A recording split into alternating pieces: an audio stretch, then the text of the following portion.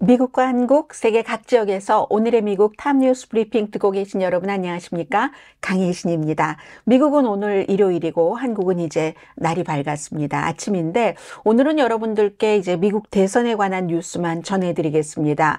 트럼프 후보의 말이 점점 거칠어져서 말이 거칠어질 때는 이유가 있겠죠. 이번에는 카멀라 해리스 후보는 장애인으로 태어났다.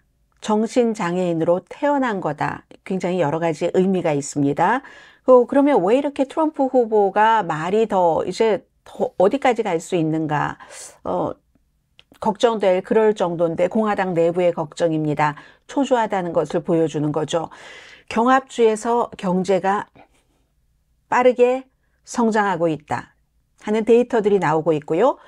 그러니까 이제 해리스 후보는 아직 여유를 부릴 만한 그런 단계는 절대 아닙니다. 그러나 2차 후보 토론을 하자 이런 주장을 하고 그걸 이제 선거 캠페인 광고로도 합니다. 미국의 주말이면 그리고 지금부터 너무 중요한 스포츠 이벤트가 많기 때문에 그 같은 광고를 본격적으로 시작하면서 속으로는 마음을 졸이고 있을지 모르지만 겉으로는 자신감 같은 것을 좀 나타내고 있고요. 가장 중요한 것은 오늘 만약 선거가 치러진다면 선거인단은 어떻게 되는가? 해리스 후보 270표 확보한 것으로 최근에 주목을 확 받았었던 뉴욕타임스와 시에나 칼리지 이제 지지율을 바탕으로 그렇게 계산을 했습니다. 물론 이건 언제든지 지금부터 변할 수 있는 거고요. 마지막에 옥토버 서프라이즈라는 것. 미국도 항상 그런 게 있습니다. 힐러리 클린턴이 말하는 옥토버 서프라이즈. 이런 순서로 전해드리겠습니다. 먼저 한 30초가 안 되는 짧은 비디오 클립을 하나를 보시겠습니다. 트럼프 대통령이 위스콘신의 작은 마을에서 선거 유세를 하면서 바이든 대통령의 인지력을 그동안 많이 공격을 해왔잖아요. 바이든은 점점 인지력이 낮아져서 장애가 생긴 사람이지만 해리스는 그렇게 태어났다. 정신불구, 정신장애인으로 태어났다. 그 장애인이 있는 사람만이 나라를 여기까지 오게 한다. 우리 모두 다 안다. 굉장히 지지자들은 환호했습니다. 한번 보시겠습니다. Joe Biden became mentally impaired. Kamala was born that way. Okay? She was born that way.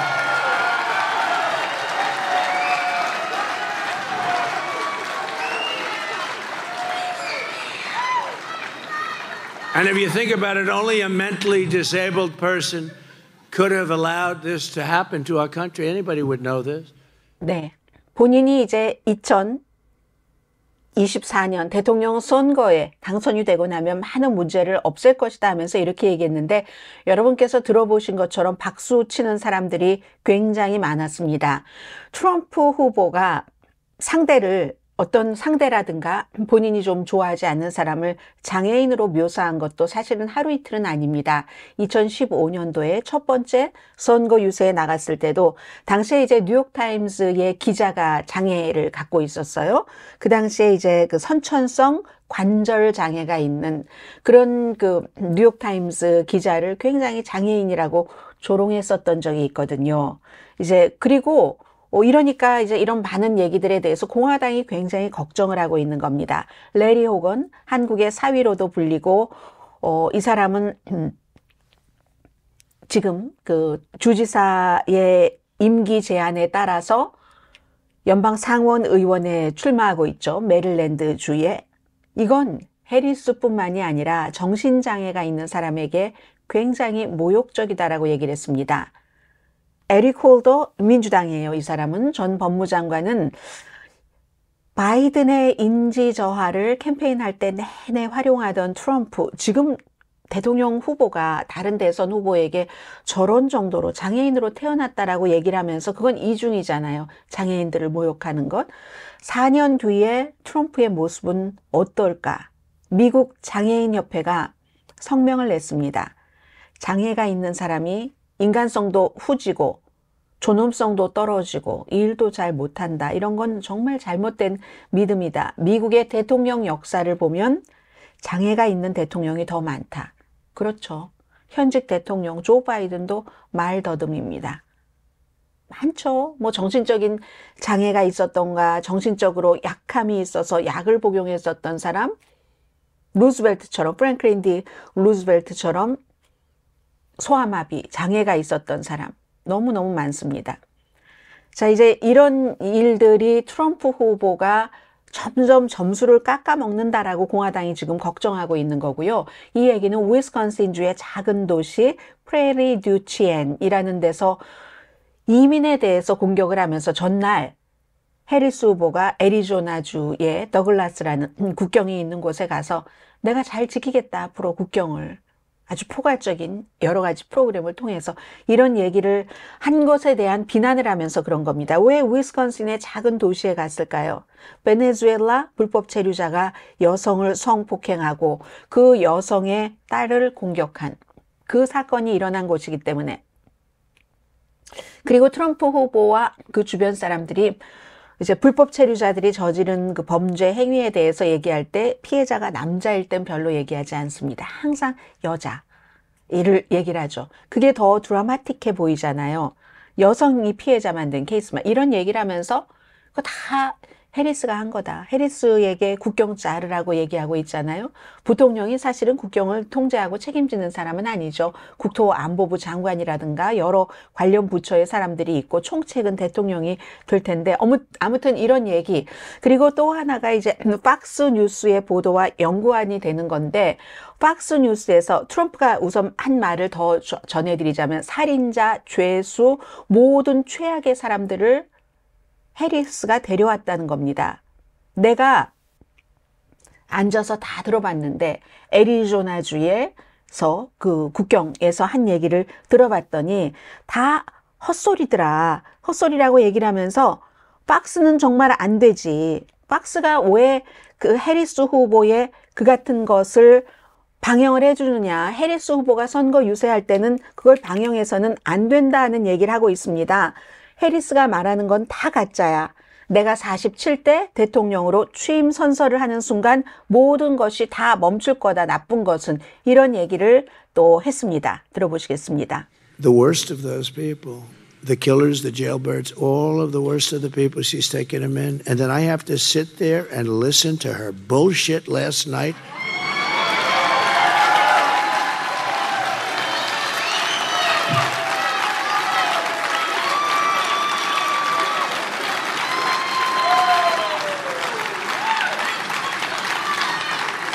And who puts it on? Fox News. And they shouldn't be allowed to put it on. It's all lies. It's all lies. Everything she said is a lie.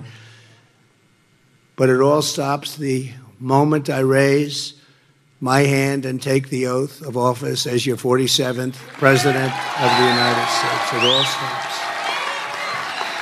본인이 47대 대통령으로 취임 선거를 하는 그 순간 모든 문제는 다 없어진다라고 얘기를 했습니다. 그건 사실이 아니죠. 왜냐하면 불법 체류자들을 전부 추방하기 위해서는 의회가 승인하고 비용이 있어야 되고 1150만 명이나 되는 그 불법 체류자들을 전부 찾아다녀야지 되는 그런 그 일들이 있습니다. 이건 마치 트럼프 후보가 멕시코와 장벽을 쌓는다면서 그 모든 비용을 멕시코가 지불한다 하는 것과 똑같은 얘기였습니다. 팍스뉴스에서 이 같은 내용을 보도를 했죠. 미국의 무슨 뭐 살인자를 포함을 해서 지금 펜딩돼 있는 케이스까지 합쳐서 64만 명이 불법 체류자가 다 범죄자다. 뭐 살인으로 유죄 판결을 받은 사람, 다른 나라에서 그리고 또 그 성폭행 혐의에 대해서도 유죄를 받은 사람 이런 내용을 이제 보도하는 것과 일치된 내용인데요. 그것도 굉장히 그 해석의 차이라기보다 해석을 의도적으로 하는 게 있습니다. 이 같은 보고서는 지금 그 이민 그 관세국의 공화당의 텍사스가 지역구인 공화당의 의원이 요청을 해서 그걸 쫙 자료를 줬어요. 그랬더니 뭐 40몇만 명, 20몇만 명, 거기에 무슨 뭐 절도도 있고 뇌물도 있고 뭐도 있고 해서 그런 것들이 있는데 트럼프 후보가 떠나가고 바이든 후보가 대통령이 돼서 미국으로 넘어온 그런 그 불법 체류자들이 한 700만 명 정도가 됩니다. 그런데 이 700만 명 가운데서 지금 그 팍스나 트럼프 후보가 얘기하는 것과 같은 그런 사람들이 다 지금 64만 명 정도가 미국에서 지금 거리를 돌아다닌다는 얘기인데 그게 다 바이든 때 들어왔다는 얘기가 아닙니다. 그 얘기를 하지 않죠. 그래서 이 자료를 달라고 해서 준 그 이민 관세국도 굉장히 이런 것을 이렇게 활용을 하고 있는 곤잘레스 의원인데 에게 비난을 하고 있습니다. 언제 들어와서 그만큼 이것도 정확한 숫자도 아닐 뿐더러 파악된 것만 그 정도 된다는 건데 이게 언제부터인지 알 수 없다는 겁니다. 그 사람들이 펜딩까지 합쳐서 64만 명, 펜딩 아닌 케이스 40몇만 명이 로널드 레이건 시대 때부터 가야지 된다. 그리고 거기 도표에 보면 쫙 나와 있거든요. 오히려 트럼프 시대에 이 같은 다른 나라에서 범죄를 저지른 사람이 온 게 급격히 늘어났습니다. 그 버락 오바마 때에 36만 몇천 명에서 트럼프 때가 되면은 트럼프가 물러나기 전에 40만 명이 넘는 걸로 확 올라가거든요. 그리고 이제 그게 지금 43만 뭐 얼마 명이 됐다는 얘기가 되거든요. 그래서 이만큼 트럼프 후보가 얘기하는 완전히 괴물이고 돌처럼 차가운 살인자고 사악한 동물이고 이렇다는 이민자를 그 불법 체류자들을 악마화하는 이제 이런 것들조차도 사실은 사실과 굉장히 다르다. 여러 번 말씀드렸습니다. 미국에서 태어나서 범죄를 저지르는 사람의 숫자가 불법 체류자건 합법 체류자건 이민자가 저지르는 그런 범죄보다 더 높습니다. 왜냐하면 불법이건 합법이건 미국에 와서 살려는 사람은 일단은 살아야지 되기 때문에 추방되지 말아야지 되기 때문에 범죄를 저지르는데 이 미국에 와서 훨씬 이제 조심을 할 것이고 그리고 지금 이 케이스는 다른 나라에서 저질렀었다는 범죄라는 거잖아요. 설령 다른 나라에서 범죄를 저지르고 온 사람도 기본적으로는 미국에 살고 싶으면 추방당하는 것을 피하기 위해서 더 조심한다. 고로 가장 보수적인 띵크탱크에서도 트럼프와 공화당이 주장하는 이민자들이 미국에서 태어나는 사람보다 범죄를 저지르는 비율이 높다는 것은 증거가 없다. 이렇게 지금 얘기를 하는 겁니다. 아무튼 지금 이 같은 트럼프 후보가 아주 중요한 이슈에서 그럼 이민 이슈만 가지고 가면 되는데 이런 모든 일들이 카멜라 해리스가 태어날 때 정신장애인으로 태어났기 때문에 그렇다. 이렇게 이제 그 접근하는 방식이 굉장히 지금 이 트럼프 후보에게 나쁘다 하는 것을 말씀을 드리겠습니다. 자, 그럼 왜 이렇게 초조해졌는가? 갈 때까지 다 가는 겁니다. 그 단어의 그 강도를 보면은 경제가 괜찮아져서. 가장 중요한 또 다른 이슈는 이민 국경 이외의 경제잖아요. 이게 여론조사도 격차를 줄이지만 실제로요. 리얼 클리어 팔러틱스가 27일에 보도한 어피니언만 보면은 예를 들어서 이런 게 있습니다. 이것도 여론조사를 하시는 분인데요.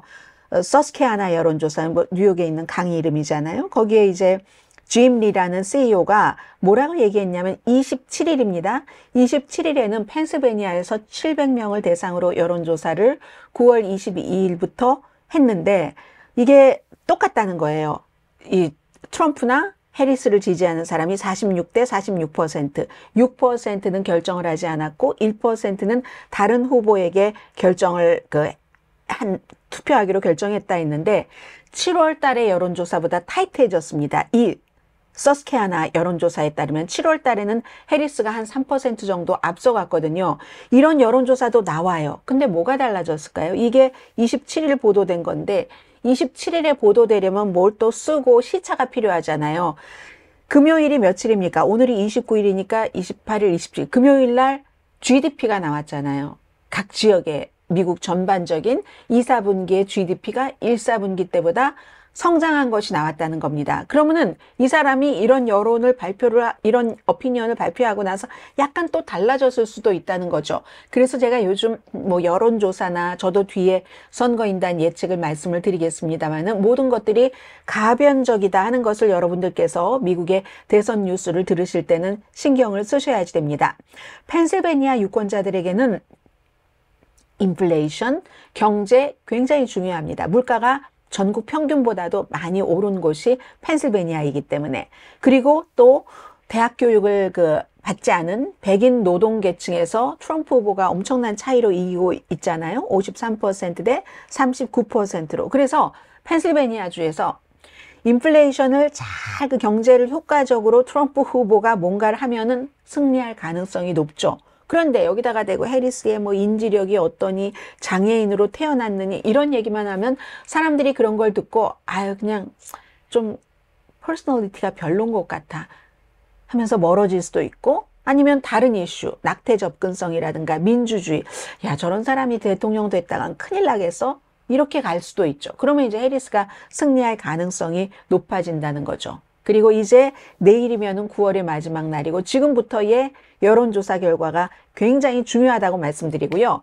실제로 왜 그럼 트럼프는 말이 점점 상상하기 힘들 정도로 강해지는가?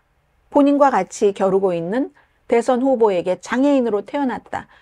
정신장애인으로 태어난 사람이다. 경합주의 경제가 나아지기 때문에 그렇습니다. 7개 주 가운데서 한 군데만 빼고는 다 전국 평균 GDP보다도 GDP 성장률이 높습니다. 그게 이제 금요일에 발표된 거예요. 해서 미시건과 위스콘신이 미국에서 국내 총 생산의 그 증가율이 가장 큰 폭으로 성장한 곳입니다. 펜실베니아는 1, 4분기 때 약간 주춤했거든요. 그게 리바운드 됐습니다. 반등이 된 거예요. 위축됐던 것이 반등이 된 게. 이게 이제 경제 분석국이 내놓은 건데, 그럼 이 세 군데가 블루월이 그렇고 선벨트 지역은 어떠냐? 애리조나, 조지아, 노스캐롤라이나도 역시 전국 평균보다 2, 4분기의 GDP 성장률 강했습니다. 다만 네바다만 전국 성장률이 한 3%였는데 2, 4분기에 경제 성장률이 1.8%였습니다. 그래서 네바다가 지금 신경을 쓰고 있는 주인데, 네바다는 선거인단표가 6표밖에 되지 않습니다. 참고로요. 물론 이렇게 말씀드릴 수도 있어요. 아니 GDP, 거시적인 뭐 이런 지표하고 실제로 내 가솔린 값이라든가 그로서리 값이라든가 아이 지갑 속에 뭐 GDP 수치가 들어있는 게 아니잖아 라고 생각할 수는 있지만, 그런 것들이 다 알게 모르게 일상생활까지 미친다는 거죠. 그래서 이제 마리스트의 여론조사 결과 해리스가 경제 다루는 것, 전에는 많이 차이가 났는데 바이든 때 특히 이제는 트럼프에 비해서 3%포인트 뒤집니다. 6월 달 바이든 대통령이 후보 사퇴를 하기 전에 트럼프에 비해서 경제 잘 다룬다 못 다룬다 9%나 졌었거든요. 팍스의 여론조사 결과 같은 질문입니다. 해리스가 5% 뒤집니다. 바이든은 당시에 15% 트럼프에게 경제를 다루는 능력에 대한 여론 뒤처졌었습니다. 블룸버그와 모닝 컨설트, 일상 생활비에 대해서 누가 더 잘할 것 같은가? 거의 동등합니다. 중산층을 누가 더 잘 도울 것 같으냐? 이건 해리스 후보 11%죠. 당연히 트럼프 후보가 부자에 대한 세금 감면 영원히 해주길 원하고, 기업의 세금 감면 지금보다 더 낮춰서 영구히 해주기 원하는 거, 이 정도는 사람들이 다 알고 있잖아요.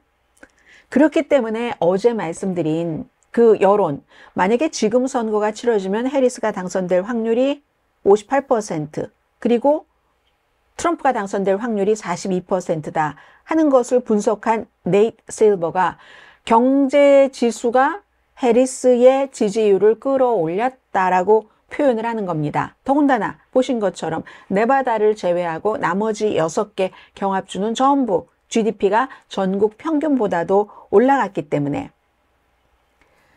그래서 그래도 아직도 트럼프 후보가 아주 그 이슈에 집중하면서 하면은 이게 이길 가능성이 높은데, 그런데 이게 뭐 경제가 달라졌다 할지라도 지금 물론 실제적으로 인플레이션이 내려간다고 하고 또 이자율도 내려갔고, 이자율이 내려갔다는 것은 인플레이션 작전에서 성공을 했다는 거잖아요. 그런 게 분명히 있기는 하지만 크게 그렇다고 해서, 아니 바이든이 그만둔 지가 뭐 7월 21일이니까 8월 9월 지금 뭐 2달 20일 정도 된 것 같은데, 그런데 뭐가 그 사이에 달라졌겠습니까? 사람이 달라졌잖아요. 바이든은 그만큼 뭐 바이노믹스라는 그 경제 정책에 대해서 해리스보다 사람들에게 설득시키는 것이 부족했다는 얘기죠. 메시지도 중요합니다. 갖고 있는 경제 철학도 너무 중요해요. 근데 그걸 사람들에게 어떻게 딜리버리 하느냐, 이게 이제 더 중요할 수 있다는 거죠. 그 동시에 트럼프 후보는 전달력이 약화된 거죠. 인신공격에 신경을 쓰느라고. 스스로 깎아먹고 있는 겁니다.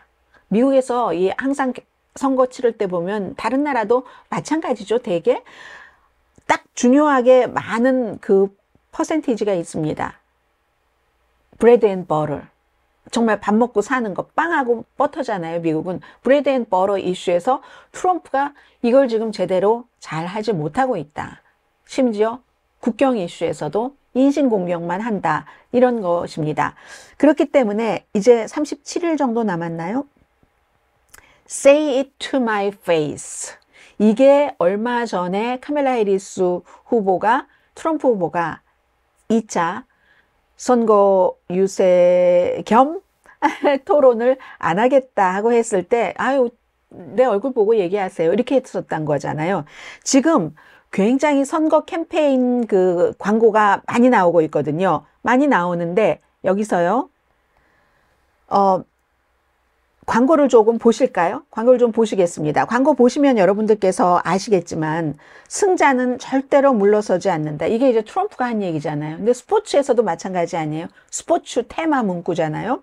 근데 트럼프가 말하자면 본인이 나 이겼기 때문에 2차 토론 필요 없어 하는데 승자는 절대로 물러서지 않는다. 막 이런 것들이 앞에 나오고요.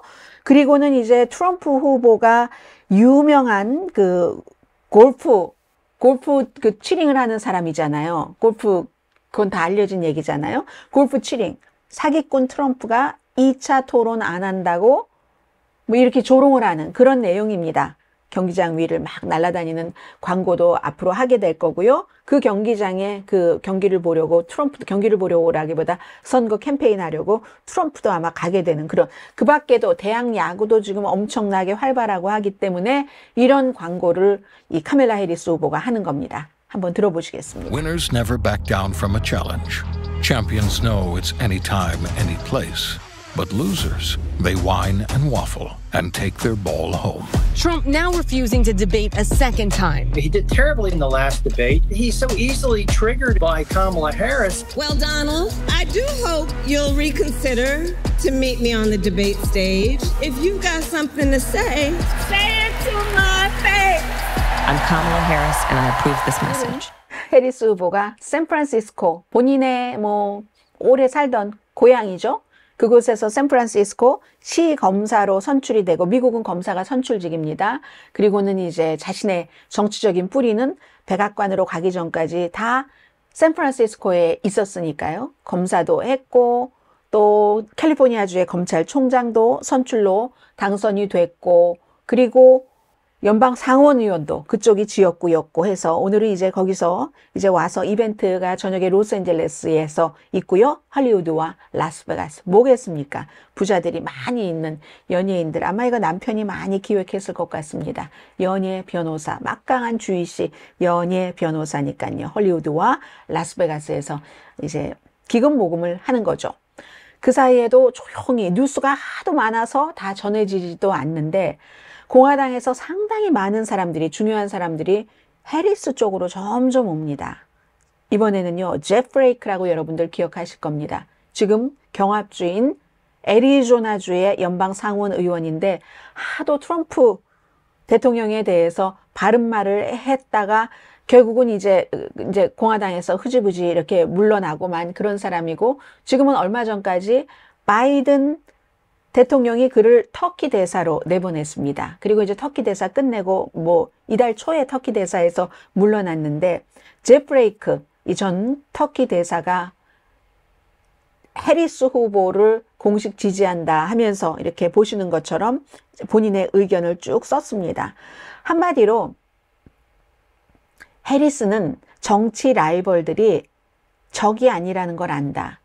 해리스에게 정치 라이벌들은 동료 시민이다. My fellow citizens 라는 걸 알기 때문에, 내가 3년 동안을 밖에서 대사로 있어 보니까 적은, 에니미는 안에 있는 게 아니라 밖에 있다는 걸 분명하게 알게 됐다. 차이는 있지만, 본인 공화당이었으니까 차이는 있지만 그 차이를 이해하고 나는 해리스와 팀 월스를 공식 지지한다. 이렇게 얘기했습니다. 이 사람은 정말 정치인 중에 정치인이죠.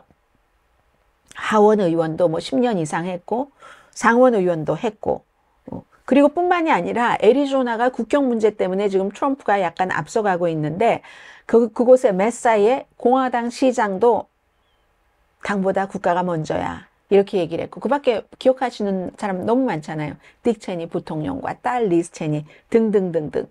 수백 명의 트럼프 행정부에서도 일했었던 공화당 주요 간부들 그리고 뭐 군은 거의고요.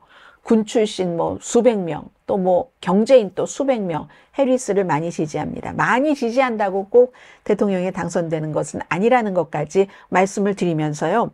오늘 이제 가장 중요한 오늘 만약에 선거가 치러진다면 270표 선거인단을 누군가가 가져갈 수 있는가? 아직 모자라는가? 전해드리겠습니다. 그런데 저는 이걸 오늘은 그 뉴욕타임즈와 시에나 칼리지 것으로 보겠습니다. 왜냐하면은 오늘 미국이 일요일이기 때문에 다른 매체는요, 전부 제가 지금 선거에 관해서 보고 있는 그 페이버릿 북마크 해놓은 데가 10군데도 넘거든요. 파이낸셜 타임스, 이코노미스트, 뉴욕 타임스, 가디언, 뭐 폴리티컬, 뭐 AP, 뭐 등등등등 해서 그런데 뉴욕 타임스와 시에나 칼리지는 오늘을 기준으로 해서 이 선거, 그 지지, 경합주의 여러 가지 그림이 쫙 나왔거든요. 그러니까 제가 오늘 뉴욕타임스 것으로 볼 텐데 현재 이렇게 돼 있습니다. 뭐 전체적인 지지율이야 별로 중요하진 않지만 49대 46으로 여전히 3%포인트 해리스가 앞서가고 경합주를 보겠습니다. 경합주에서 해리스가 지금 앞서가고 있는 곳이 4군데입니다. 위스콘신, 미시건, 펜실베니아, 네바다. 그런데 전부 이게 오차 범위 아니기는 해요. 그래서 기본적으로 이제 네브라스카의 한 지역까지 넣어서 뉴욕타임즈는 226대 확보된 그 대의원 숫자를 트럼프 후보가 219일 거예요. 219죠? 맞죠? 네, 226대 219. 어제 제가 말씀드렸었던 것은 네브라스카의 한 군데 선거인단은 포함하지 않아서 225대 219였는데 이렇게 시작되면은 오늘 선거가 치러지면 해리스가 이미 270표 이상을 확보를 합니다. 270대 262입니다. 원래 민주당이었던 곳, 원래 공화당이었던 곳 하고 해리스가 위스콘신, 미시건, 펜실베니아, 네바다 합치면은 선거인단표 50표. 그래서 276입니다. 그럼 여기서 네바다를 뺀다 할지라도 해리스는 270표 당선표를 확보를 하는 겁니다. 네바다가 선거인단이 6개니까요.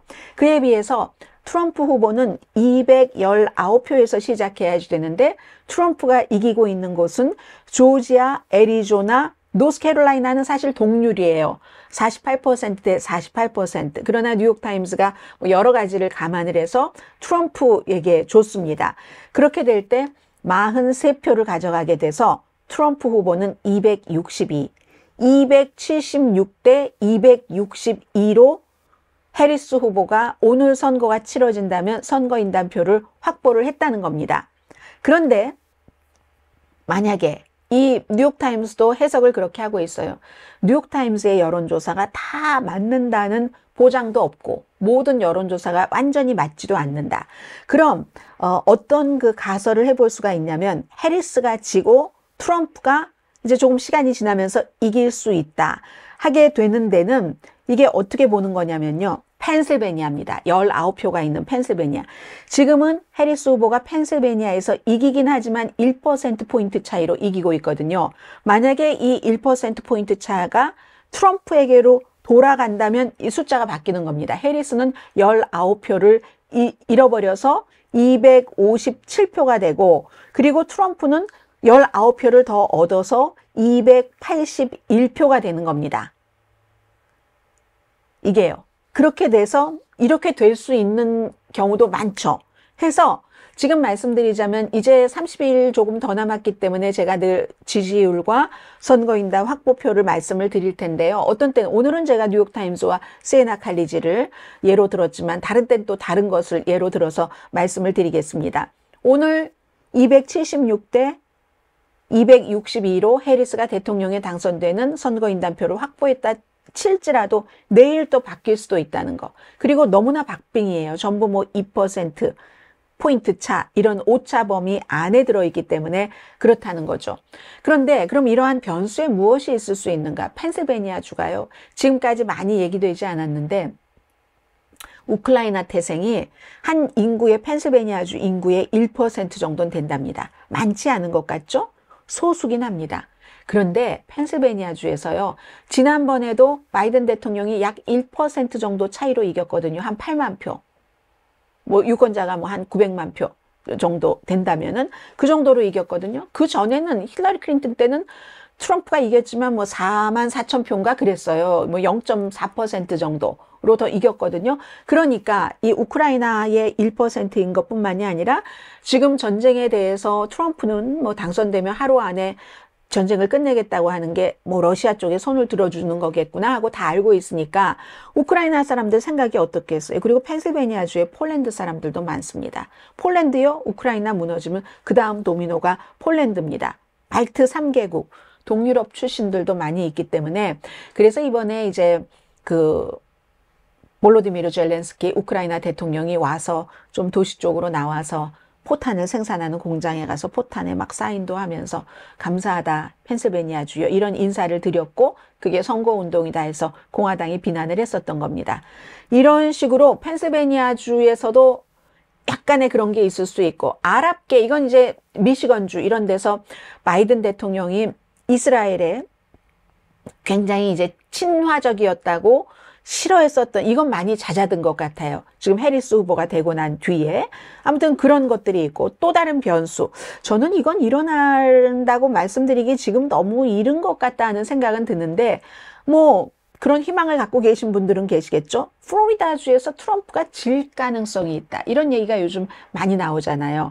현재 인디펜던트 센터와 볼핀 취그룹이 여론조사를 한 결과를 보면 최근 9월 20일부터 23일까지 48대 47, 1%포인트 차이밖에 안 난다는 겁니다.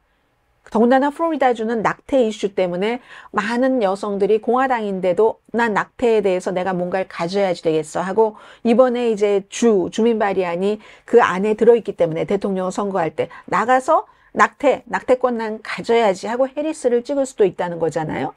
그런데 워낙에 이제 론 디센티스 주지사 이후에 플로리다주가 많이 그 공화당으로 된 것도 있고 더 많이 그리고 또 트럼프 후보 자체가 지금 플로리다주의 주민이잖아요. 그래서 이게 그렇게 쉽게 뭐 이길 수 있는가 하는 생각은 들어요.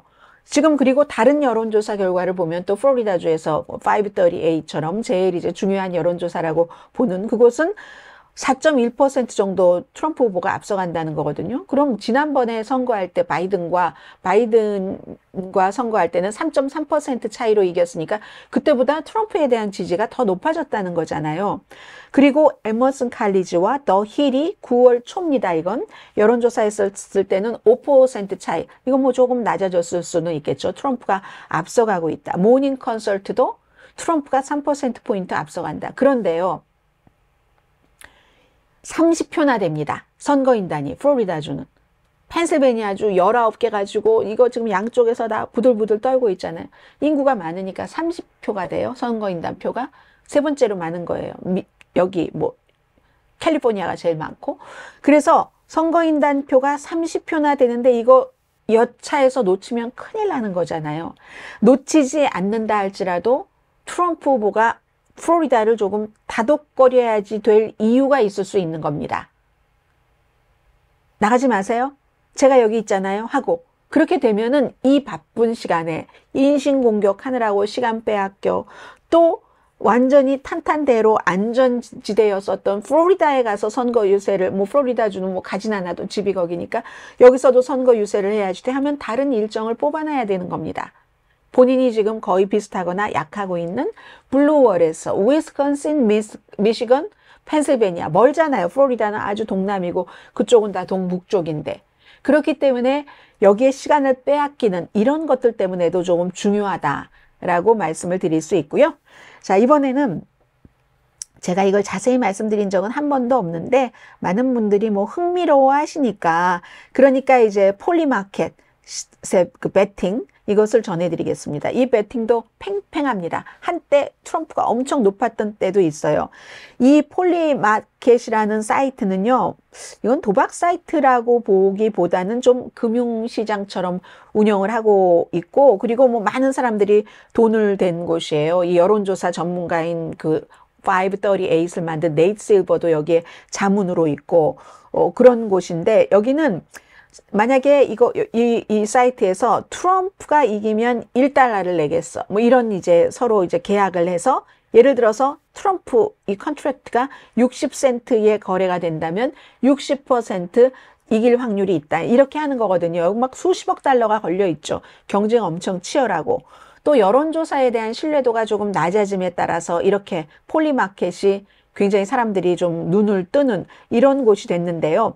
이 폴리마켓에서 트럼프 후보 당선 가능성 확률이 제일 높았던 때는 펜실베니아, 버틀러에서 암살 시도가 있었던 때. 그때 사흘 뒤에 72% 정점이었습니다. 그럼 최저점은 올해 초 아직 트럼프 후보가 막 이렇게 막 환호받기 전에 40%. 그럼 지금은 47%. 팽팽한 거잖아요. 거의 반 정도. 경쟁이 아무튼 굉장히 이제 팽팽한 겁니다. 이런 투자하고 암호화폐 투자하고 하는 이런 사람들이요. 그래서 바이든이 이 폴리마켓은요. 바이든이 대선에서 사퇴할 거야. 이것도 꾸준하게 50% 예측이 나왔었거든요. 바이든이 다 절대로 안 나가 이렇게 얘기할 때도 그런 것들 때문에 이 배팅 사이트의 이 결과를 사람들이 보고 그리고 이 배팅 사이트가요. JD 벤스를 선택할 거야. 트럼프가 부통령 후보로 이것도 맞췄습니다. 뭐 이거 테크놀로지 투자가 그 피터 티엘이요. 또 이 사람 뭐 트럼프를 지지하는 사람이고 또 암호화폐 선구자 이런 사람들이 많이 투자를 한 그런 그 사이트입니다. 아무튼 이 사이트는 지금 이스라엘이 레바논을 침공할 확률도 39% 정도로 봤는데 이미 조금씩 들어가 있다. 레바논 헤즈볼라의 사무총장을 암살한 뒤에 지금 이것도 그 옥토버에 어떤 영향을 미칠지 저는 오늘은 대선만 말씀드립니다만 아주 중요한 이슈예요. 내일 자세히 말씀드릴 수 있을 것 같고요. 해서 바로 이제 이 폴리마켓에서는 트럼프 승률 확률을 47%로 본다 말씀을 드립니다. 마지막으로 지금 힐러리 클린턴이 PBS와 인터뷰를 했거든요. 그 PBS와 인터뷰를 하면서 옥토버 서프라이즈에 대해서 얘기를 했습니다. 그 부분을 조금 말씀을 드리겠습니다. 이 옥토버 서프라이즈를 이거 한 30분 정도 인터뷰한 거거든요. PBS에 이제 마가렛 푸버 그 파이어링 라인하고 인터뷰를 했는데 앞에 막 많은 걸 얘기를 해요. 트럼프와 러시아와의 관계 이런 얘기를 쭉 하다가 결국은 이게 항상 요즘 트럼프를 지지하는 언론을 보면은 우선 소셜미디어 같은 데서 먼저 나와서 믿거나 말거나 이걸 팍스를 포함한 많은 데서 가져간다고 얘기를 합니다. 그래서 이런 좀 그 팍스 같은 데서 가져가면 기사가 되고 주류 언론들이 또 보도를 하기 시작해요. 그러면 스스로 그 같은 주장, 루머가 생명력을 얻게 되는데 여기에는 카멜라 해리스가 누군지 도대체 뭐를 나타내려고 하는지 뭐 여러 가지를 왜곡하고 변질시킨 조직적인 노력을 카멜라 해리스 낙선 운동이 있을 거라는 거예요. 그러면서 이거 웃을 일이 아니다. 그 피자 게이트 있잖아요. 아직도 피자 게이트 믿고 계신 분들 계세요? 미국이나 한국에서. 그 힐러리 클린턴이 워싱턴 DC에서 피자 가게에서 어린이 성매매에 그냥 대장이었다는 것 아니겠어요? 민주당들이 그 어린이와 막 거기서 성매매를 했었다는 그걸 아직도 믿고 계시는 분들이 계시다니까요. 사람들이 다 웃어요. 웃으니까 힐러리 클린턴이 그거 믿지 마십시오. 노스캐롤라이나주에서 한 청년이 그야말로 그 라이플 들고 워싱턴 DC까지 자동차 타고 가서 총을 쐈잖아요. 그 피자 가게에. 그토록 위험한데 그게 온라인에서 시작돼서 이런 어떤 이슈인지는 자신은 모르겠지만 분명히 옥토버 서프라이즈가 있을 것이다 하는 힐러리 클린턴의 얘기를 조금 들어보시겠습니다. But I anticipate there will be a full court press in October. The digital airwaves will be filled. And why does that matter? Because the press that is pro-Trump anyway oftentimes stories are put on digitally that then are picked up by, let's say, at Fox and others. And then those stories are stories, so the mainstream press reports on them, and so that story then takes on a life of its own. There will be concerted efforts to distort and pervert Kamala Harris, who she is, what she stands for, what she's done. I mean, look, the crazy story about me running a child trafficking operation out of a basement of a pizzeria, don't laugh. Don't laugh. It was a huge story. And it got one young man in North Carolina to get in his car with his, assault rifle and drive up to liberate these non-existent children and shoot up a pizzeria in Washington, D.C. This is dangerous stuff. 그래서 그 이슈가 뭐가 될진 모르지만 뭔가 분명히 옥토버 서프라이즈가 있을 거고 그렇기 때문에 다들 그냥 눈을 뜨고 지켜봐야지 된다. 이게 이제 힐러리 클린턴의 메시지였습니다. 자, 오늘 여기까지 하고요. 내일 오늘의 미국 정규 방송 시간에 스튜디오에서 뵙겠습니다. 강혜신이었습니다.